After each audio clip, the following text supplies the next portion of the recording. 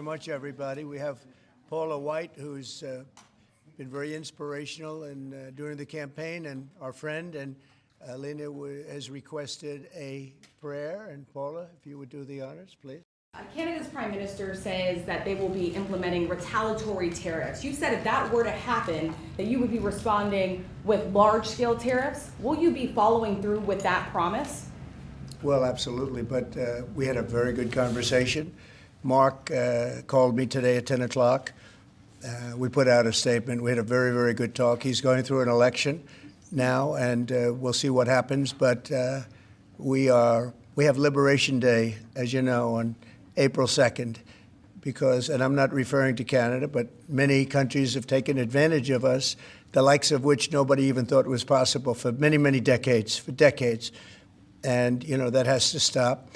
We're going to end up with a very good relationship with Canada and a lot of the other countries. Some we probably won't. It won't be so pleasant. But I think most countries are agreeing with me. They actually, many of them have actually apologized. They said, look, we have taken advantage. And I don't blame them as much as I blame the people that stood. In this case, I can say the men, because so far they've been all men, haven't they? But the men that sat right there and behind the Resolute desk, mostly the Resolute desk, you know. I don't know if you know, you have a choice of 7 desks. The Resolute is the one I like, but some chose other ones. But they sat right behind a desk right in this location, and they let our country be hurt very badly. But I didn't do that. So, but we had a very good talk, the Prime Minister and myself, and I think things are going to work out very well between Canada and the United States. Yeah, please, go ahead. Mr. President, how are the talks with India on tariff going on?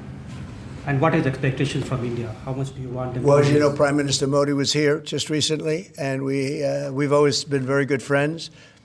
India is one of the highest tariffing nations in the world. You know that. I know. Thank you for shaking your head, but it's brutal. It's brutal. They're very smart, and he's a very smart man and a great friend of mine, actually.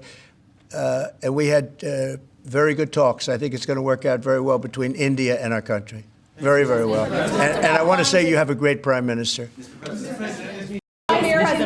Should Americans buy cars now if they want to avoid higher prices? And then just to follow No, I don't think so. I think you're going to have a country that's going to boom.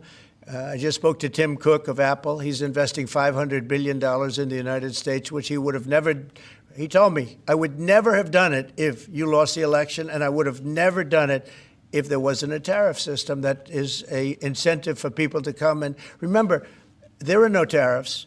All you have to do is do your work right here. If you have your company here, if you build your product, make your car, or whatever it is you're making, no tariffs. And we're going to have, I think, Scott, I would say we're close to $4 trillion, even going close to $5 trillion. Now, we haven't had that for years. If you add up years, they haven't invested like that. And here we are in 2 months. We think we're up to close to $5 trillion of investment. They're going to build car plants. They're already building. Many of them have already started. And if you build a car in the United States, and one thing that I just spoke with John Thune about, I just spoke to Mike Johnson about, Speaker, we're going to do something that has never been done in this country before. I'm very proud to say it was my idea. And so sometimes a simple idea, they say, how'd you think of that one? It's so simple, it was never done. If you buy a car in the United States that's made in the United States, if it's manufactured here, when you borrow money, if you borrow money, you have interest payments, we're going to let you deduct the interest payment for income tax reasons. And I think that's going to more than pay for itself. I think people are going to be, they've never had a deduction. You know, deductions are supposed to be for like rich people, and it's unfair to have that. But rich people are, I think I know more about deductions than any human being on earth. But, you know, the truth is that people that are middle-income people that buy a car and actually have to borrow money, they're going to now get an interest deduction on their car if it's made in the United States. If it's made someplace else, that won't take place. But car companies, as you know, are already expanding and building new plants. They've already started. And I think you're going to see numbers. Howard, you're seeing it, and Scott, you're seeing it. You're going to see numbers the likes of which you've never seen before. Okay, thank you very much, everybody. Thank you. Guys, let's go. Come on, guys. Thank you, everyone. Thank you, guys.